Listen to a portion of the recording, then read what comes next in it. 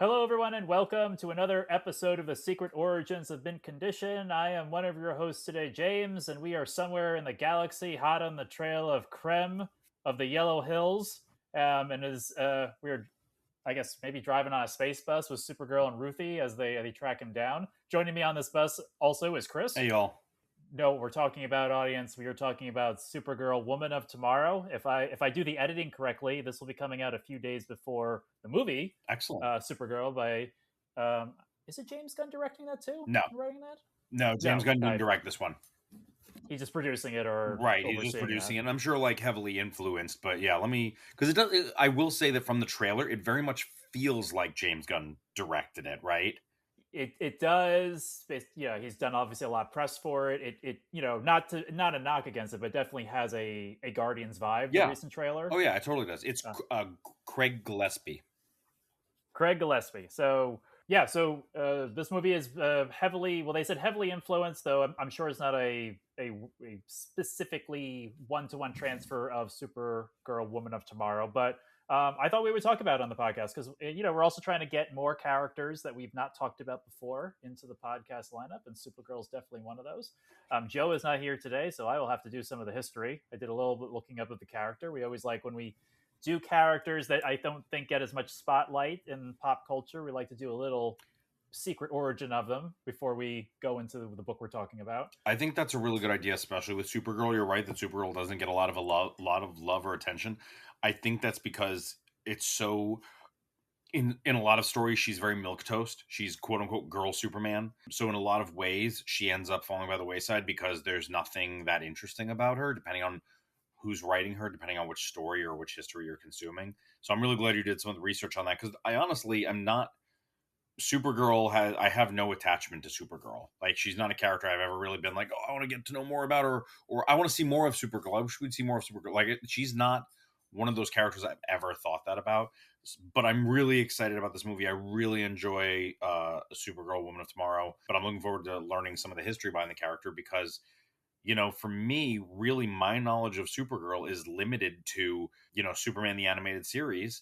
And it's also limited to, the Crisis cover. And that's about it, right? So I've got a little bit more than that. So it's a slight exaggeration, but honestly, not by much. So I'm glad we're doing this. Yeah, excellent. Well, I'm also, you answered the question I was going to ask Chris before I dove into it. Was to say, what's your history with the character? Yeah. My history is not that much dissimilar from yours. I actually forgot about Superman the Animated Series, but yes, that would have been where I would have seen her also. Crisis, obviously the big Crisis cover. Right. I did watch, I think I might have watched the entire run of the CW Supergirl show. So I have a pretty good, idea of that character. Yeah. Anyway, so my history is more of a high level one. Obviously, if Joe were here, he could go do a deep dive. Character was created by Otto Bender and Al Plastino. First appearance is in so the character was introduced in Action Comics 252 in May 1959 by, like I said, Otto Binder and Al Plastino. And the character ran basically that entire run of Supergirl, which again was a lot of Silver and Golden Age stories that were probably a little bit more fanciful and stuff. Yeah. Where we get the introduction at that time of Comet, the super horse, that'll come in later in our discussion, and the history with that, which I did some history on Comet because it seemed like I read that I think it's worth doing, because I didn't know anything about it, and it's like, all right, well, that's clearly that's a reference. It's definitely a reference. But it wasn't a reference I got, so I'm glad you did the legwork on that. Yeah, I had to find out who Comet the Super Horse was. It just, right, because the story I think is very well told. It does kind of come out of nowhere with the horse, but we're jumping ahead of ourselves a little bit here, audience. But yeah, rest assured, there's some stuff coming up on Comet if you've read this book, or if you haven't, there's some stuff coming up on Comet. So the character obviously runs for the Golden Age, Silver Age, all the way up to what we talked about, Crisis on Infinite Earths, where she is one of the major deaths in that series, where she fights the Anti-Monitor and is killed by the Anti-Monitor. And then the character is basically dead. The actual Kara Zor-El, the character, remains dead until 2004, when Jeff Loeb and Michael Turner bring her back for the Superman Batman book. If you remember that book from... I didn't realize she'd been dead quite that long, because even honestly, we would talk about characters who stay dead, and it was always, Uncle Ben, and it was Barry Allen. And those were the two characters Yeah, we were always like, oh yeah, those are the only two that stay dead. I honestly hadn't even thought about Supergirl. She never got mentioned when I was like, oh, these are characters who actually stayed dead, despite how long it was before she came back. That's so interesting. yeah. They did bring the Kara Zor-El didn't come back. They after post crisis, I forget the writer who did this. I think it might have been John Byrne. John Byrne brought the character Supergirl back, but it was a a being called Matrix that was made in an alternate Earth by a young like a Lex Luthor of that Earth, and that took the guise of Supergirl.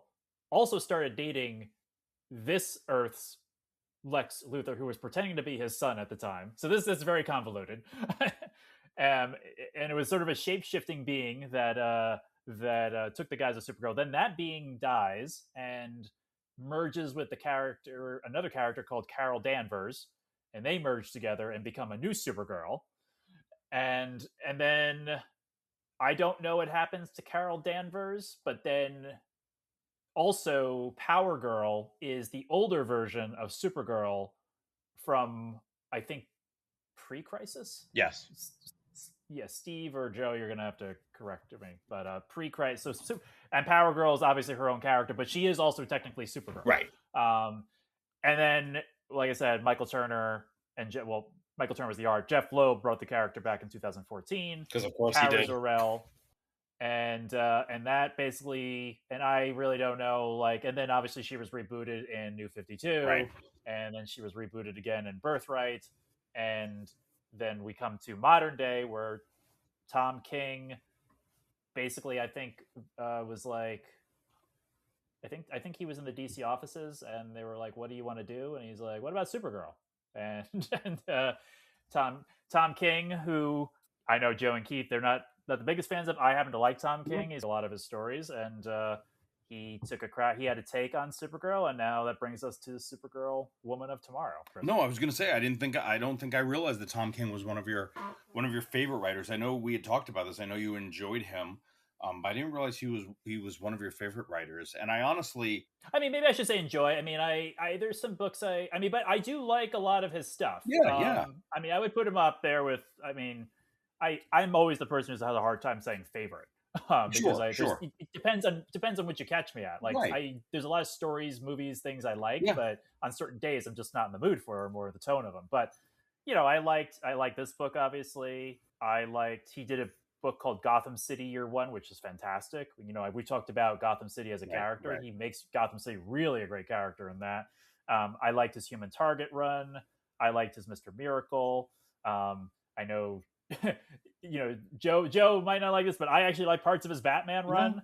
Tom King also made Phantasm part of the canonical DC universe, where he did a Batman Catwoman 12-issue miniseries where I forget Andrea. What's the Phantasm's real name? Andrea Beaumont. Oh, Beaumont is brought into that story, and he has gone on record saying that, at least in some of the interviews I was listening to in preparation of this, because I know, what he did in Heroes in Crisis Diwali was the biggest thing for Keith and Joe. Sure. He has gone on record saying that was the wrong character for the story that he was telling. Well, sure. So anyway, and you don't always know, and also, I mean, sometimes I think it can be really difficult to navigate some of these characters. Sometimes, hindsight's 20/20 on stuff like that, but like, major props to him asking for Supergirl, because I don't know how many authors ask for her. It's clear, and I think this story does it, and there are other stories that do it too, but like, that she can be interesting. She's not just girl Superman. And honestly, I think this notion of like,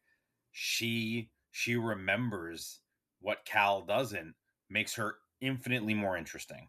I think that was his hook. From the interviews I've listened to him, that was the hook of the character, was like when he had, I forget who recounted her origin to him when he was like thinking about it. I could say Jeff Loeb. It's possible Jeff Loeb, but that the origin in this book is like, it's her origin. Yep. Like, he didn't like make anything about it. Like, she, Argo City gets caught in a bubble, gets lifted from Krypton. She remembers Krypton, the destruction of Krypton. because it's a meteor rock they're floating on. It also turns to kryptonite on their voyage, and people start dying off because of the kryptonite. And Yeah, she says it. She suffers loss 3 times. so that is all the origin of Supergirl. And I think that was his hook into how to make her different than Superman, because she remembers it. She's been through a lot of loss, Yeah.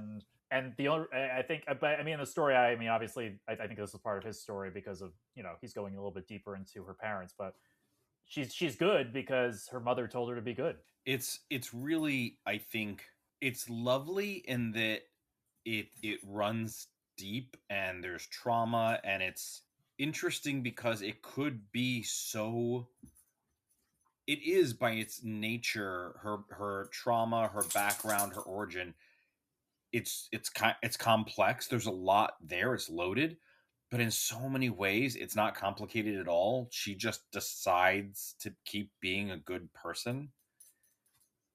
And there's something that's really, I think, really lovely about this story, and that, like, for as complicated as it feels like it can be to follow the story sometimes, the story's not all that complicated. And it doesn't feel like I'm reading this thing and I'm going, this is needlessly complicated. Instead, I read it and it's like, but much like Superman, the core of the story is Supergirl, and there's nothing that complicated about her in that way. Like, I just find it really interesting. Yeah, and again, I feel like at this point, audience, if you're listening to this, you're probably hopefully listeners of the show. But we are getting into spoilers. We are talking about this whole book. If you've not read Supergirl, Woman of Tomorrow, you press pause, read it. It's on Hoopla in deluxe form and regular form. There's lots of forms of it. Mm-hmm. Compact editions out for $10 if you want to buy a physical copy. So there's lots of way to read this book. It's all over the place because the movie's coming out, so you can get it probably anywhere. But so, Chris, I guess we'll just dive into it since we're kind of hinting at the story. I'd heard it like it's an Eisner Award-winning book. I think Bill Quist, the artist, who I have to talk about the art because I think the art's fantastic. Oh, it is. It's absolutely wonderful, and not at all what I would have expected, I think, from the story that we're getting. I think if you're one of those people who watches the movie and then goes back and reads the book, it's possible you'll lament a missed opportunity because, and maybe this will change based on seeing the movie, but from the trailer, the worlds look pretty muted in terms of color, and that's not how it's illustrated at all. It's illustrated so in such an alien way and so beautifully. Like it's a really lovely book to look at. Yeah, it's I stand corrected. It was nominated for the 2022 Eisner for Best Limited Series, and it was nominated for Best Graphic Novel or Comic for the 2023 Hugo Awards. So I had heard, like, from listening to other comic book podcasts on YouTube, that this was a book of interest because again, Supergirl would not have really fallen, even like with Tom King. There's plenty of Tom King books I've not read, so it's not necessarily I would have picked it up on Hoopla because of that. Right. So I read it and I thought it's a great, really compact, like you said, character driven story. She's the center of it. Complex. I don't even know if complex things happen. It's not really a complex story. I mean, it's true grit. I mean, I hate to boil it down to true grit or a little bit maybe Lone Wolf and Cub because it's a little bit more than that, but it is in that style. Yeah. Of that kind of story. It's an older warrior not training or taking care of a younger warrior, sort of, or taking care of a younger person. Helping them navigate through the universe. But in this case, we don't know it's true until the end. Yes, that's correct. Like we think okay, she's going to do some good along the way, but she really doesn't want her coming with her, and everything is what we think.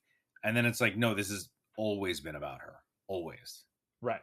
Yes. Yeah, audience, again, with this big spoiler, so it's the last time I'll say it. But yes, the revelation at the end, that all the issue 1 stuff where she's saying, I'll just go take care of it for you. Much like the other guy in the bar stole Ruthie's sword, said, I'll just do it for you. She says the same thing, and you don't have to worry about it, and I don't want you coming. And right. I'm here. That's all. I'm just trying to save the dog, blah, blah, blah. Yeah, it's all a ploy to actually get Ruthie to go with her, and hopefully, because she knows loss. Right. I read it's a little like, the way Batman sees, I guess, like, Dick and Jason, like they sees the pain and the grief of loss and vengeance, and Supergirl is trying to have Ruthie not have that hang over her for the rest of her life. Yeah, I want you to heal from this in a way that I have not. Yeah, which is very moving. Like when you get to that, like I had forgotten that part in this reread, and I'm like, oh right, this was all. She did this. She did, and she tells us like, Crypto's fine. Yeah, she's fine. He's like, we have medicine. I haven't taken care of Crypto. He's fine. Yeah. Well, yeah, and in the book, in the book, he doesn't need anything because He doesn't need anything. He's fine. yeah, Yeah. We're gonna rewind, I guess, a little bit, but I think it's told very well. The art makes it. I don't know. It's like almost fairy tale, fantastical hmm the way yeah, Bilquist does the art. Yeah, yes, absolutely. it's strong, and the colors are very like. It's just it's a gorgeous book. It's very vibrant. I mean, if you like art, audience, and you've not seen Bilquist's work, I highly recommend it. I mean, I put this. I mean, well, they. I didn't find out until I was doing the research for this. The other book that you and I both enjoy, Helena Windhorn, same team, all the same creative team. Yeah. They actually wrote it to be the companion piece to this because Oh, they knew that I this was didn't know. coming out. And Tom King jumped right into the next story, and they were Okay. all still together. And he's like, "Okay, so for people who like Supergirl, Woman of Tomorrow, we will have something else to give them right away." Yeah. Um, Wow. in Okay. the same, Smart. I mean, that's smart. and he said that's it's not the end for Helena Windhorn. That's the beginning of a story. Good. So there will be more. Good. I was hopeful. Yeah, so I guess we'll just talk. The first issue is the setup, as this Ruthie's father is killed by Krem, who Krem is just basically an overall bad dude. Yeah. I mean, I don't know much more than that, except he's just like the worst person in the universe. Well, I think it's this idea of like Krem could be anybody, right? Like it's not that he's particularly skilled in combat or anything like that. I mean, he's adequate as a warrior, right? Like he's strong, but it's the cruelty, right? Yes. It's the cruelty that makes him so dangerous because it's not even like he's brilliant or anything. He's not some sort of mastermind. It's the cruelty is the point, and he brings out that cruelty in others and makes them complicit, as we find out with the blue and the purple people, right? Oh yeah. That the blue people won't talk about it at all. And why won't they talk about it? Why wouldn't they talk about it? It's because of they committed an atrocity. They committed an atrocity. They were complicit in it with Krem, and there's shame there, right? Like we see the anger, we see the prejudice, but there's shame. And so he does. He gleefully the malice with which he approaches everything. He's gleeful in it. He drags people into it, right? And so I think that's the thing that to me is interesting about Krem is he's not particularly clever. He's not particularly smart or persuasive. Like he is persuasive, but it's not like he's silver-tongued exactly. It's just he is a bully and he offers to other bullies, he offers these opportunities for cruelty. And so that's what I really get from it with Krem. It's the opposite of Supergirl and her strength is not weakness. It's not the opposites they set up of Lex is the brains and Superman is the brawn. It's none of that. It's Supergirl's kindness and it's Krem's cruelty. Yeah, and then as you said, he like drags people into it. He's dragging Ruthie into vengeance, Mm-hmm. into quest for that until and obviously to track him down and kill and make her somebody who wants to kill somebody, Yeah. which is what again Supergirl's trying to prevent her to like lose that bloodlust, so she's doesn't do something that she would regret, and also spending the rest of her life trying to chase something that may get her killed, also may not ever satisfy what she's looking for, Right. and then she just becomes lost. So that's the setup for the story, and then and as the travels from there, I think the second issue is just them traveling on the space bus, Mm-hmm. which Ruthie is very well spoken and very she knows how to stand up for herself. There's like and great kindness from Supergirl, like trying to educate Ruthie on different things as we go along on the journey. Well, we get to see her. We better understand why she drinks, right? Because it's not. Oh yes, I forgot that part. Yeah, Yes, it's not just what happened to Argo City and what happened to Krypton. It's not just that loss. That trauma's there, but it's the trauma that's kind of implied with things like super hearing, which is when you can hear all that much and you can see all that much, you're gonna see awful, awful things, and you're gonna be traumatized by it. yes. And so there's the reality of like this is. I mean, and listen, we talked about this. We were talking about John Jones, and when he opens up his mind in multiple stories, and how he's overwhelmed by the world. It's because he wants to connect with humanity more deeply, and it breaks him every single time.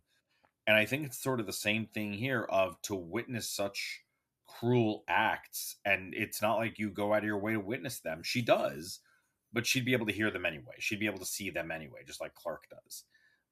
And so I think there's an aspect of that through the travels that we see again and again, that she, despite the trauma, she exposes herself to it because she might be able to do good, even if that good is witnessing something and compelling the truth to come out, which I find super interesting in some of the ways that, even though this is a thing of the past, she's not even necessarily interested in justice because sometimes there is no justice.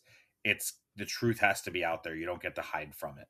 Yeah. Well, a couple points there. One, I forgot to say that the setup of how Ruthie meets Supergirl is she goes to a planet with a red sun so she can get drunk for her 21st birthday. Yep. Funny story about that when the research is that of the only sticking point was Jim Lee was like, I don't know about this because Supergirl drinking alcohol. And Tom King's like, well, she's 21. It's what you do. You're 20. He's like, all right, she can drink, but you can't say alcohol in the book. That was the compromise. That's funny. That is, yeah. I mean, it's funny that that's That's compromise, like right? Wolverine and Ben Grimm can't smoke cigars anymore. But Right, right. Or like how that episode of Saved by the Bell where it couldn't be speed that Jesse took, so it ended up having to be caffeine pills. right, Yeah, yeah. So that was the line, that's funny. and then the other thing, just to go back to like it is her. Just to go way back when we said Supergirl is good because her mom told her to be good. I'm sure Superman has influenced her too Sure, to sure. be diverse, and then because when you were saying like she does not let the truth lie when think like, and that's a Superman type of quality. Like Superman has obviously fought things that he can't do anything about. Right, Like they're just bigger than him. But right, he right. brings the truth to light, or I mean, and I guess the difference as we see through this book, there is comic book. She uses profanity, but it's like comic book covered. It's Right. that's not the language that Superman slash Clark would ever use in day to day or combat. Right, right. Which I think is a really nice contrast we got to see at the end of the Superman movie when she's talking to Superman. She says, "Thanks for watching them, B." And it's like, and then you've got the post credit scene where Superman says, "I could be such a jerk sometimes." Like he goes out of his way to not curse, and I'm hopeful that he doesn't. As much as I enjoyed the whole thing with Captain America and swearing, and then it's like Cap said a bad word. That's all very funny to me. I hope they don't do the same thing with Superman. Like I hope he continues to avoid using any of those words because and that's certainly not because that's my preference in general on language. I'm fine with that language. I like how it tells a story. There are times where a character using that word doesn't bother me. It just feels natural. There are times where it's used too much and it feels like it's being pushed. There are times where it's too much and that's part of their character and like betrays their youth. Superman so actively avoiding using those words, but not looking uncomfortable with the language the way Cap is. Cap is clearly uncomfortable with that language, but then he gets comfortable with it. Superman's just not who he is. Like he's not tempted to say the word. He doesn't almost say the word and then pull back. And to me, that's a character choice and I think a good one. I agree. I think, I mean, it also goes to his like, aw shucks type of personality. Hmm. You would Hmm. expect that as a trait of a person like, which I think James Gunn did really well with his casting of his parents in the Superman movie. Is like Yes. we really feel he's not just of a farm background, and he's average American farmers, Yeah. if I'm using that correct. And Yes. Yeah. so like he's not a person. He's just a person who's like a normal person, and but he has like he was raised with these principles, Right. and so anyway. Yeah. Yeah. No, I think that's a really good way to put it, and I like the contrast with Supergirl. And yeah, so we have they're on the space bus, and the Supergirl has to fight a space dragon to that they encounter a space dragon, which Tom King in his interview said, I didn't know what to do with this, and my son was like, what about a dragon, Dad? He's like, why not a Why dragon? not a dragon? You're doing all these other Yeah. things. So that's we get the space dragon. I think the next issue is with the blue and purple people. Is that where we learn about the brigands? Yeah.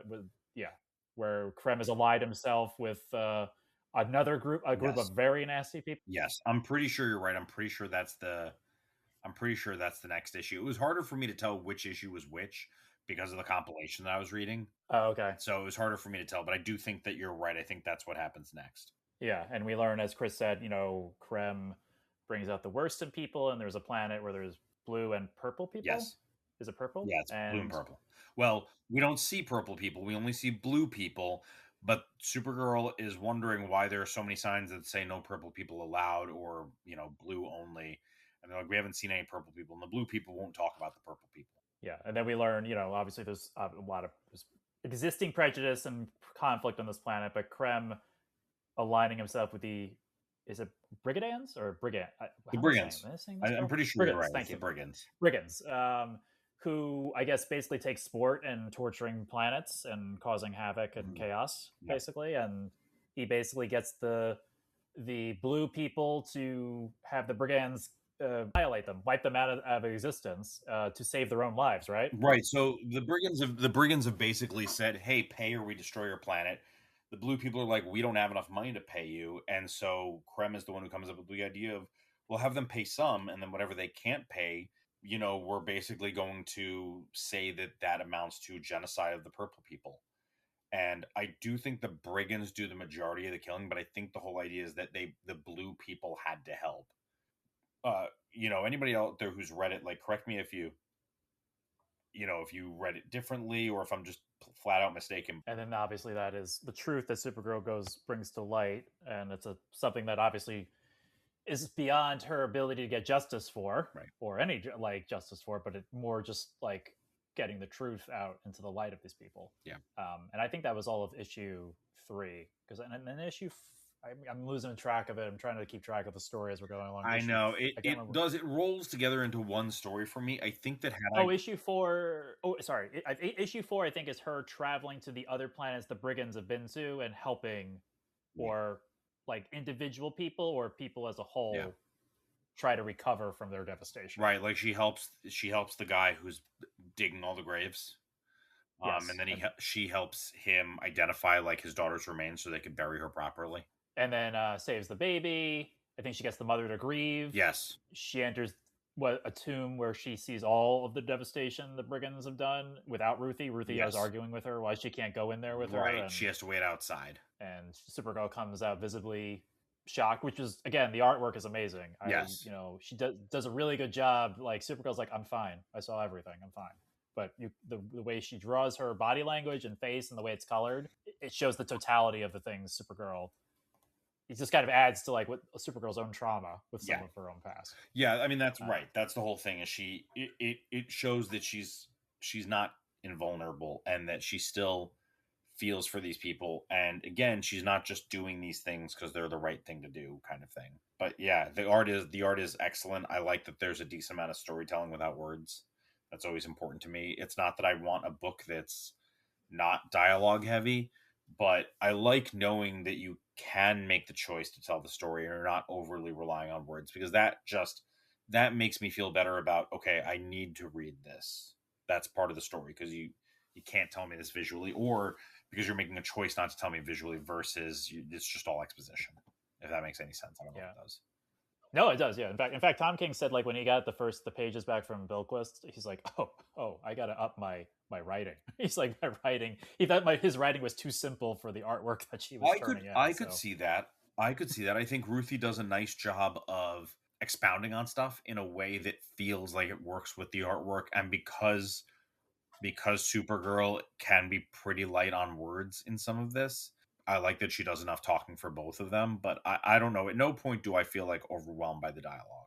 Oh no, I mean, I think it's a good match. I didn't. It's not a long read, but it's not a fast read either. No, it's not a fast read, and I think some of that too. Honestly, it's interesting because the thing that for me, I don't say slowed me down in a bad way. I just mean the thing that forced me to pace myself was the artwork. It wasn't the words. The content was important, but it's not like, okay, let me read that again to make sure I grasp it. It was absorbing the artwork as part of the storytelling that slowed me down, me personally. Oh yeah, me too. You know, I had to slow down, and especially the second time around, looking at it, I'm like, Yeah. wow, this like, especially some of the splash pages are beautiful. Some of the Yeah. pages there's no action going on. It's just some of them two of them sitting in like an alien background, and it's get beautifully drawn. But the coloring and the art match each other so well. I should probably give love to the colorist too, because Yes. I think the Yeah, colors. I mean, it could with that many colors, it could look discordant. It could be overwhelming, and it's none of those things. yeah, it's well balanced. Yeah. In here, Sure. let's see here. While you're looking for that, let me know when you're done. But I think the colors do a nice job of being a component of telling the story.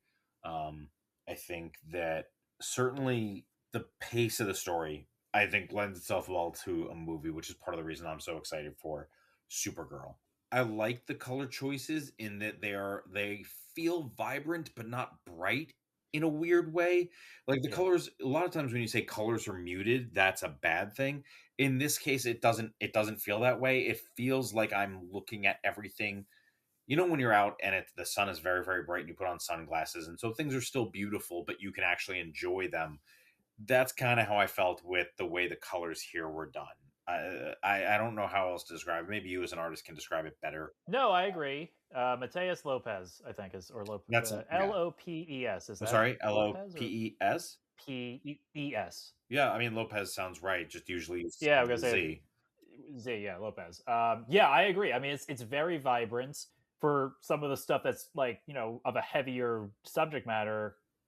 I think the colors balance it out, and sometimes the colors help with the mood too. Yes, yes, absolutely. Yeah, And there's times also when the colors are not so fantastical and they're grounded more in a reality of the scene.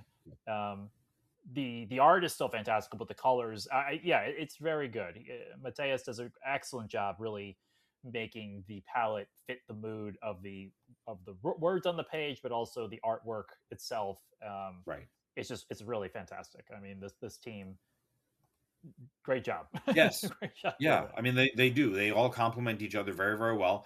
And again, it's all in service of the story and it feels that way, which is really nice.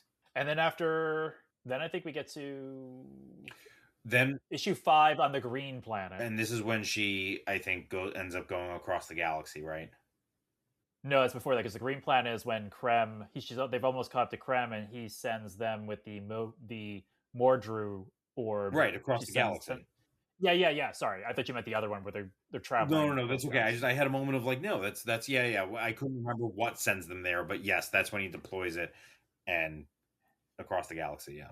And they end up on a planet with a green sun Yes, the that was green sun. That's made for Kal-El. yep, made And specifically for. And I like the whole like the acknowledgement of There's so many people who hate Superman. There's so many people who are out for revenge on Superman, and because they're cowards, they won't go after him, but they will come after me. yeah, so again, Joe's not here to say it. I don't know if this planet is new to Tom King's run, but she does make reference to the fact that Clark was there for what 45 minutes. 45 minutes. 45 minutes. Yes, yes. Clark was there for 45 minutes, but she got stuck there for 10 hours. Was it?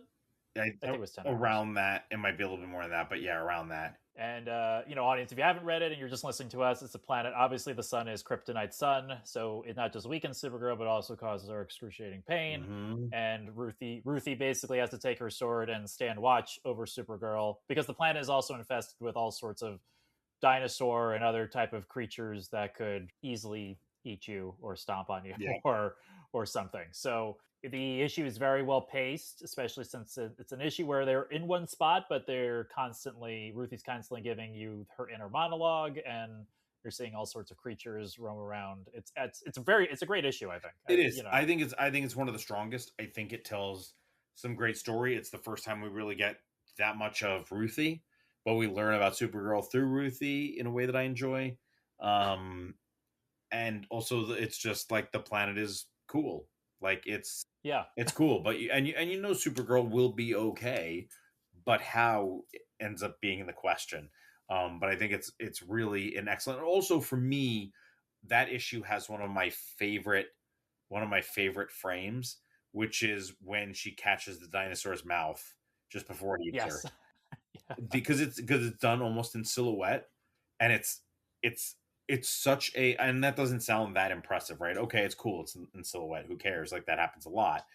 Not in this book, it doesn't, right? You don't get that look a lot. It's used very, very sparingly, and so I think it's used to great effect in that particular panel. It's one of my favorites in the entire book. I also think it was really, again, I can't say enough good things about the art, but the sequential art there is that when the sun goes down on this planet, she'll regain her powers, and this is the sun, the dramatic effect. There's a big dinosaur creature marching towards Ruthie and Supergirl. The sun is slowly going down. Will it get there first before the sun goes down? And it's well, and that's why we get the silhouette. And she doesn't know how long it'll take. We know that sometimes, especially after feeling the effects of kryptonite, Sometimes it takes them a minute to bounce. So she's going, as soon as the sun goes down, it'll all be fine. And you're reading it going, I don't know if that's true. Like, she might Yeah, need more time to recover. I don't know if that's what's going to happen. So the suspense is quite good. yeah, it was is really a real great testament to, like, seeing the art match the pace, capture the Yeah. mood, and really do good sequential storytelling. So yeah, it's a great, like I said, it's great. And you also, not that Supergirl is tougher or she's just different than Superman and can take, like, she endured more than Superman Right. had to endure. It Right. doesn't make her necessarily better, but it's just an aspect of learning more about this character who, as we've said a few times already in the podcast, doesn't get a lot of attention, at least recently. Right. Right.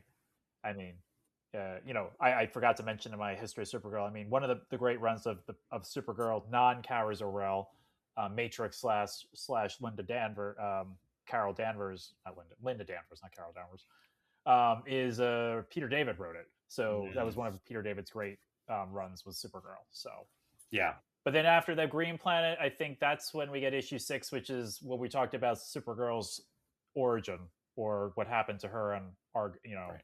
watching Argo City die, and then, well, watching Krypton get destroyed, her city get destroyed, And then people are dying because of the kryptonite poisoning, the right? radiation, And and then they come up with suits, and that's helpful, but it's a short-term solution, so that's not great. well, they also come with the lead shield that she hammers into Right.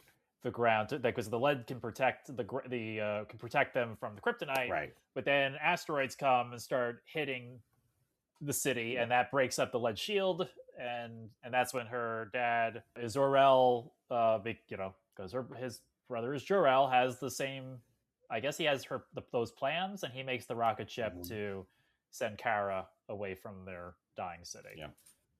And that is all retold by, I think, Ruthie gives it, obviously secondhand, Yes. and Supergirl sort of, just experience it along, or she's just remembering it as we go through that issue. Right. Yeah. And, You got it. and then and issue 7 is with Comet the Superhorse. Yep. This is when they actually catch up to Krem again. Right, but he's got another one of those things. He's got another one of those things, and this time Supergirl's ready for him, so she calls on Comet the Superhorse, and they race at super speed all across the galaxy until they, I guess, I couldn't quite understand it. I guess they hit a part of the universe where it's just there's no color, or I just assume they went to another pocket of the universe that, like, if you travel at super fast speed, you can get to it or something. Yeah, I don't entirely know. I don't know what Yeah. they were necessarily getting at with that. Yeah. I do know Tom King said he had to. That was the only other second thing he had pushback on, was like having a part of an issue that had no color in it. Interesting. But for whatever reason, but so anyway, I don't know. They either travel to another universe or travel so fast that they are faster than the speed of color or sound or something. Like that.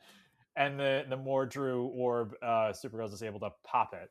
And so, Chris, the history of Comet the Superhorse is from the Silver and Golden Age, where they did a Super Pets issue, and they introduced Comet as one of those Super Pets, along with Streaky and Crypto, and I think there's a Super Squirrel maybe, and a monkey, Bippo the monkey, and there might be another animal too. But anyway, they introduced Comet, and it turns out, I guess, that the original origin of Comet is he was a centaur who got cursed into a full horse, and I guess and was trapped as a horse instead of a half horse, half man.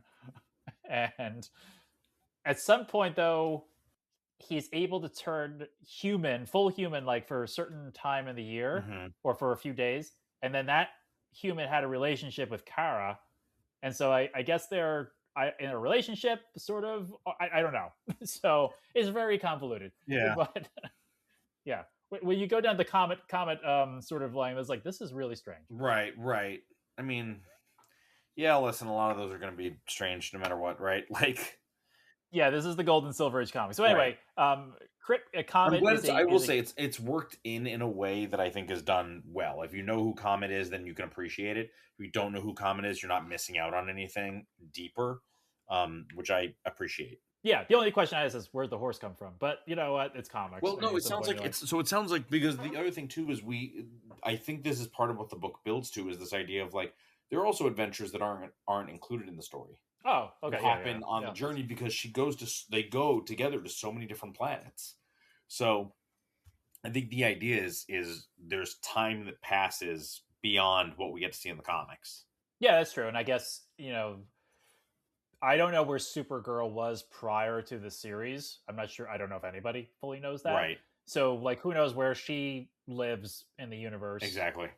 Does she live on Earth? Does she live in another planet? Is like where does she call home? Right. Right. We don't That maybe necessarily know Comet that. is hanging out there. Yeah. And also, Comet seems like if it's a sentient being, could be just doing things in the universe Yeah. on his own, and just here when Supergirl calls or needs comments, to Comet comes. So Yeah. and so at the end of this issue, they finally capture Krem because Supergirl is able to destroy it. They capture Krem, and then the next issue, I guess that's issue 8, right? Yeah, it's issue Yeah. 8. It's the last issue where Krem is tied to a tree on a planet, and Supergirl is going to go destroy the brigands. And she leaves Ruthie with Comet, and Comet is there to prevent Ruthie from killing Krem outright. Yeah. Which again, I think they're all great issues on their own, but it's a great issue. To say because Krem, as you said, he is. I think he's trying to manipulate Ruthie to do the kill him or just be a nasty. I think he's manipulating her to kill him so he could get free and obviously overtake her. Meanwhile, Supergirl's up, dealing with the brigands. Anyway, I don't know. I'll let you chime in. No, I mean I agree with that. I think he's trying to bait her. He wins again. His thing is, can I get other people implicit in atrocity? And that's what he's trying to do when she would be killing an unarmed man. And she says it as much. My father would never, right? And then she beats him. But it's tough with the whole. I really like the whole thing where it sounds like Supergirl is begging, and she is, but she's pleading with Comet, right? Yeah. She's pleading with Comet. Do not come here.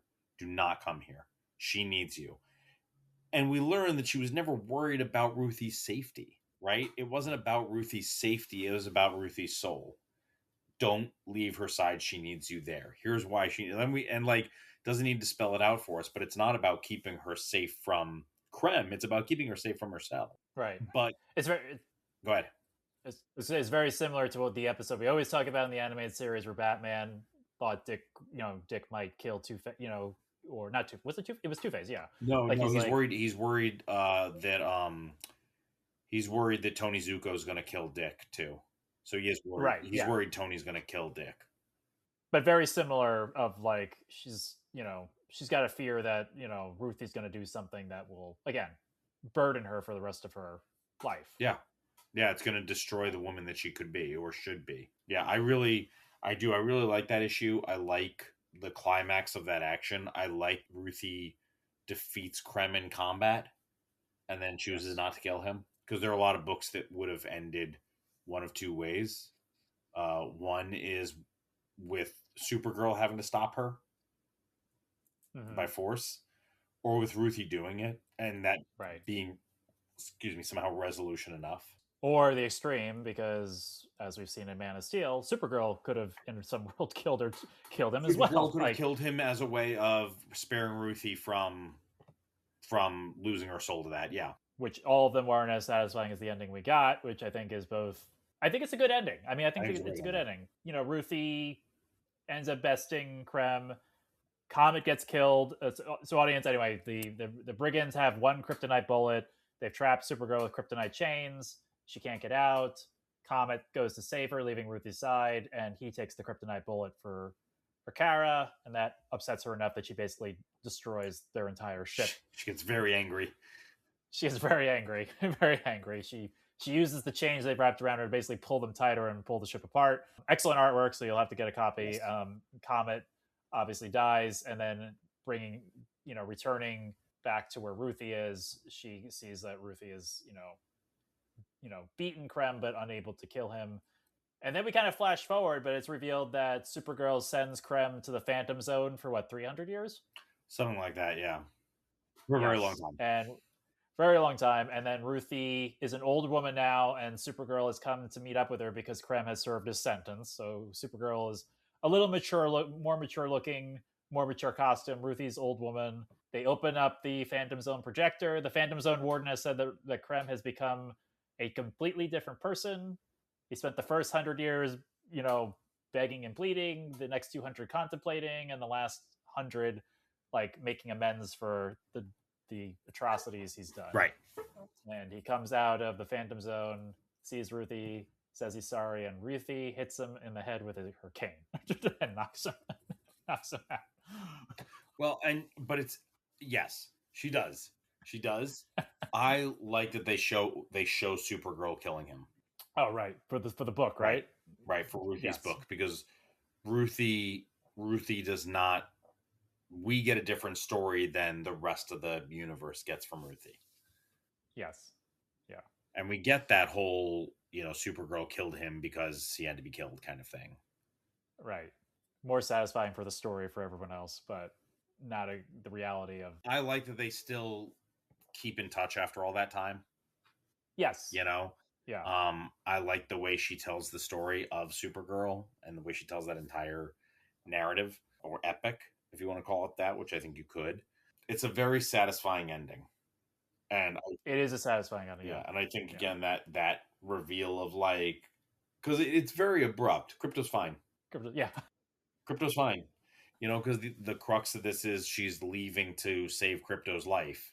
And that's not it at all. And she knew the whole time. But it's not like a big revelation. It's, oh yeah, Crypto's fine. It's not why we're here. And Ruthie finally, I think she's I think Supergirl gets her to the place that she wanted to. Yes. Yeah, I think so. And I don't know if Supergirl is changed at the end of. I don't know. Maybe she is. Maybe she has a little bit more peace for what happened. But I don't know if like Ruthie, I think, has changed. I don't know if Supergirl's changed as a character. Yeah, I don't know that she. Well, hang on. I feel like she has to be, because I don't know that I necessarily find the story as satisfying if she's not changed. Well, I feel like as audience members, especially you and I, who have no reference for Supergirl other than she's the female Superman, it's a big revelation for us. We're changed by the character, but I wonder, I guess, I don't know. Maybe I don't know. It's kind of like at the end of any Superman story. Is Superman changed? I mean, sometimes, but there's so many stories. I don't know how they change all the time. Give me a second. Vamp for a second there, James. Help me out. Yeah, because I mean, Superman at the end of again, we are not Joe or Richie, so the pulling of Superman stories to the top of our head. But Superman for all seasons, I'm not sure he's changed. Kingdom Come, Superman's changed. No, but that's I like think a he world is changed. shadow. I think he's changed at the end of Man for All Seasons. I think he is, because he's experienced despair in a way he never has before, and he has to overcome. It's the first time, at least in this universe, that he's had to overcome great adversity. So I mean, and I don't know if A Man for All Seasons is the best example to match up with Supergirl, Woman of Tomorrow, because it is an origin story of sorts. It is A Man for All Seasons, but yeah, a lot of the books that come to mind are Superman origin stories, like Superman Birthright. Superman Man of Steel. Those are all the origin stories, and you expect the character to be changed in an origin story because you're often following them from, birth to young adulthood, where we meet the Superman we know from all the other stories he appeared in. But yeah, I don't know. In a lot of the World's Finest books too, or the JLA books, is at the end of Tower of Babel, is Superman changed? I mean, he's more just like the person he was before. I mean, he makes a decision to kick Batman out. New World Order, I don't know if Superman's changed, but it's not. I don't consider it a bad story if the character doesn't change, because I think the importance of I think the importance of this story was to show that Supergirl is different than Superman because she carries the memory of Krypton and she carries the weight of actually witnessing her people die, and that she's a survivor of this devastation, but chooses to keep living on doing good for her adopted planet. I think that's the message of it. So I don't know necessarily for me if the character needs to change in order for it to be a satisfying story. I think she's affected by it. Yeah. But I think all the acts that we see her do and the very quest that she takes Ruthie on is more of her trying. I don't. I like I said, if we go with the supposition that she's trying to save Ruthie from her own sadness, I don't know at the end of the story if she's any less sad about what she's experienced through her own losing of Krypton. Well, I don't think she's less sad about it. I think you bring up some really good points. I don't think she's less sad about it. I think she's maybe better at incorporating that sorrow into her Yeah, life, that incorporating that grief into her life, maybe. I was just looking through and I really thought there was a panel that showed the story where she kills him, but I'm not seeing it, and I'm wondering if maybe she just says it. yeah, she might have. Yeah, no, you know what? No, this is so we don't see her kill him. It says she did not further elaborate, and I did not ask her. Instead, she moved her sword swiftly through the air and stabbed down and through the chest of the kneeling brigand. After it was done, she returned the bloody blade to my hand. And so we Yeah, see direct contrast of this is the story she's telling and what actually happened, which is Ruthie hits him and they leave him on his back. But I kind of wonder if she, after Comet dies, I wonder if she was ready to kill Krem. yeah, it's possible. I mean, we could also take that scene as maybe she was trying, like she had her own emotions about it. She's trying to save Ruthie's soul, Right.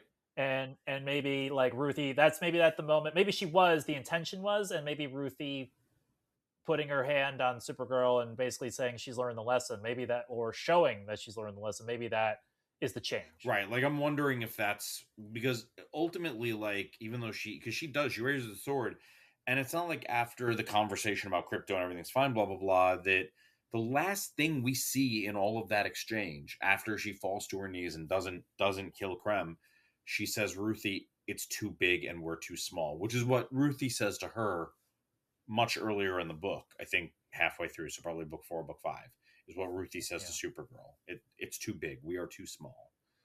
yeah, It might actually be before that. It might be just as Supergirl is going to try and help all the different planets that have been victimized by the brigands. yeah. Um.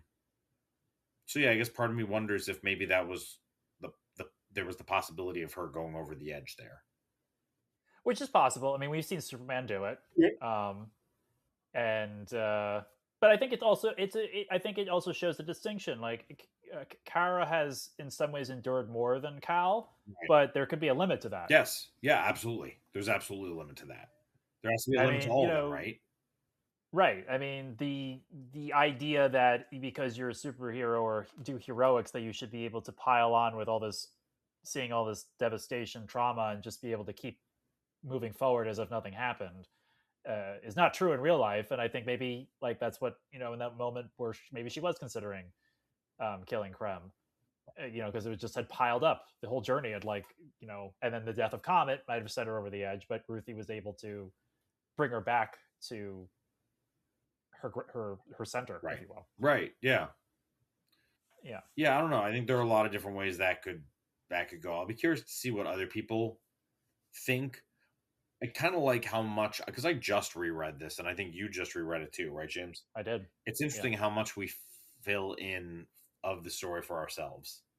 There's that much. Oh, There's that much space left in the story that we fill in some of it ourselves and don't even realize it, and I find that really interesting.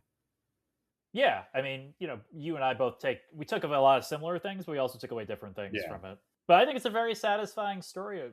I think it's great. I think it's agree. one of the. I think it deserves obviously the Eisner nomination for the writing, for the art. Yep. They gave one to coloring. Give it to coloring too. Yeah. The lettering was.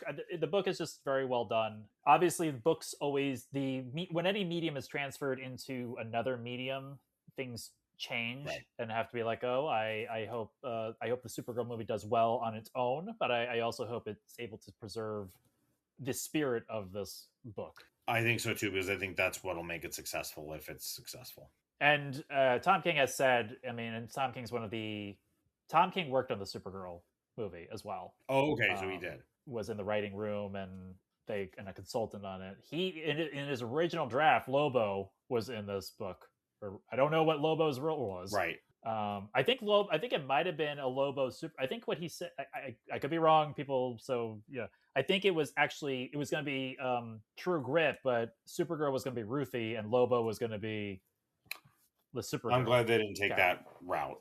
Yeah. I think that would have been fine, but not nearly as effective storytelling. Yeah, because I I've said it before, and again, this is not this different taste. I'm not a big fan of Lobo. Oh, really? I don't think I knew that. Yeah, he's better to me than the Punisher because I like the Punisher's really not for me. Yeah. I'm not saying I'm not here to yuck anyone's Sure, yum, sure. as we like to say Yeah. here. He just doesn't connect with me as a character. When John Bernthal is the Punisher, I can like the character because I just think in the MCU is what I think the MCU does obviously done a lot of good things. Mhm. I think the MCU has done a good job making the Punisher a more palatable character for me. Okay. Um, So, and that this goes with the writing. It also goes with John Bernthal as an actor and the way he portrays him on screen. But yeah, and I like Lobo in the Superman animated series. But as a just reading Lobo, I just I just I'm curious since you apparently don't have to share them. What do you feel about Lobo? I mean, I'm wondering if maybe I feel similarly to the way that you do as you described it, that MCU Punisher resonates better with you and John Barenthal does, because my introduction to Lobo was Superman the animated series, and it was oh gosh, the actor who plays on Everybody Loves Raymond, loves Ray's plays Oh, God, Robert Barone is the name of the character. yes, but oh my gosh, I know this guy's I name. know, me too. It's Brad Garrett. Brad Garrett, thank you. Oh, and I didn't know that was Brad Garrett. Yeah. Oh, yeah. Brad Garrett Oh is the one who wow, plays Lobo, and the way that it's handled in the cartoon, the different things that he does, like he's trying to bait out Superman, so he goes to a police station, just starts shooting holes through the building, and when Superman shows up, Lobo goes, "Oh, finally, my card," and just punches him in the face. Like all the things that Lobo does, like that I think he's very funny and very charming in a garbage kind of way. And then some of that carried over too, because then the other time, the my first I think introduction to reading him was Young Justice and Lil Lobo. oh I read some of those. Yes, Yeah, I think that's the only. and Yeah. this is when Lobo was killed, but basically but so much blood was spilled, and each drop of blood spawned a new Zarnian, and he was the survivor, but he was the run to the litter. So everybody thought, oh, it's Lobo de-aged, and it's like this isn't Lobo at all. It's a brand new Zarnian made from Lobo. Like it's just so it was convoluted and silly, but I liked the way he worked with Young Justice because I thought he worked there. So the way he works in Superman the animated series is what works for me, and I feel like that's the Lobo we're getting based on the Supergirl trailer. It feels like that's the Lobo we're getting there, and for me, what I enjoy about Lobo isn't Lobo by himself. It's because by himself he's not really that interesting. It's how does Lobo interact with those around him, and that to me is what makes him more compelling as a character. Like I really enjoyed Punisher in Daredevil because of the way he and Matt are similar in the ways they're different. And I like the interactions between the two of them, but Punisher by himself doesn't necessarily interest me. And the same is true of Lobo. So I think maybe that's why I enjoy Lobo, is because I don't see him as a standalone character. I see him in relation to everybody else, and because I always hear him in Brad Garrett's voice, and I think that's the Lobo we're getting from Jason Momoa. It seems to be anyway. Is that, No, I hope and so. also the self awareness is huge. Like that is I love. They had me sold on Lobo. I thought he looked good, but when he says, "Aren't you that ditz from the bar?" and she says, "Funny, I was. That's what I was calling you," and he just goes, "Touche." And he's fine with it. Like there's no argument there. There's no like I'm mortally offended. He doesn't take himself seriously at all. And I really like that about him as a character. I think he's very, very funny in that way. I think a character like that. Well, I shouldn't say because I've read about as much Lobo as you. The only I've seen Lobo in the animated series. I do remember Kid Lobo, and then I've been catching up on Joshua Williams' current Superman run. And there's a section where Superman and Lobo have to team up because Brainiac has enlisted a bunch of Zarnians. I don't know where they came from because I just reading the series, but Superman has Lobo help him defeat it. At one point, Lobo then gets tempted by the Zarnians to lead them, but then they betray. Like it was good. It was like a farce a Yeah. little bit, Yeah. and he doesn't take him so. And I think that's the way to go because he has to be self-aware and he has to be teamed up because otherwise he's a little bit of a despicable Oh character. yeah, he totally is. Um, or not a little. He is a despicable. Again, I don't want to offend any audience listeners who love Lobo. This is just my own personal opinion. Not every obviously character connects with you, and maybe and I've not read enough Lobo. Maybe Lobo is written tongue in cheek like that. Maybe like it's written at a high level, like, oh yeah, this character is very aware, and Oh, we're I writing think this so. character. Like, I don't think someone's trying to write a grounded Lobo book. I No, think they're trying. no, I don't think so. I think that's the whole idea with Lobo is he's very aware of who and what he is. And I think that's something that like Superman sometimes struggles with is like, but you know this about yourself. Why don't you do something about it? He doesn't care. He's happy to work with Superman. Even when he works with Superman, he punches him. Like he's fine with it. He doesn't really care. He's not particularly invested in really anything. He's a mercenary, and he actually acts like a mercenary. There it it's rare that we see like a heart of gold situation. It's more like, yeah, thought about it, didn't work for me. This seemed Yeah, like it'd be more fun. Like I think is very very funny, especially because it's not like Lobo ever really like comes out ahead. He never has these grand schemes. It's not like he's Lex Luthor. Like he doesn't have big grand dreams slash schemes. He just does what he does, and like I don't pay me more and I won't hunt you. Like I don't know. And he has his own weird way in which he is a man of his word. he has his own what honor among thieves Yes, he's or got his own whatever. code Yeah. of honor. Yeah. So, well, I hope he's. I mean, listen, the trailers. I like the trailers. As I said, the only it's not really a criticism is like it feels like Guardians of the Galaxy, Mhm. but with Supergirl and Lobo, which is not a bad thing since I personally enjoy the Guardians of the Galaxy Sure, trilogy. yeah. And I said I hope they just infuse it with the heart of the book, Yeah. and we'll be talking about this. And it exists obviously exists in the same universe as Superman, so I guess we'll see how that goes. But any final thoughts on Woman of Tomorrow, Chris? I think just that it's a really good book. I think it's worth reading. I think if you're going to watch the movie first and then read the book, I think that's okay. I don't think there's any problem with that. It's not like, oh, I make sure you read the book first. I don't feel that way because it looks like the movie is doing it in a lot of ways, doing it justice.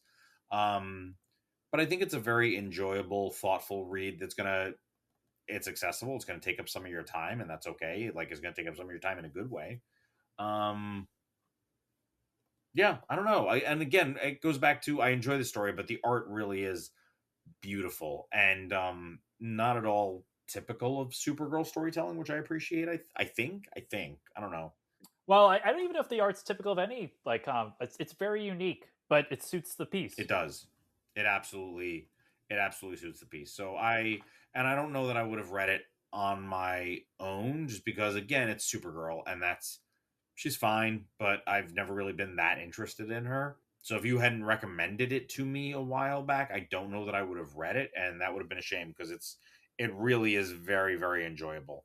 I like it. I like it a lot. Yeah, and as I said, audience, you can pretty much pick up this book anywhere. Obviously, I said Hoopla has two different versions of it you can read.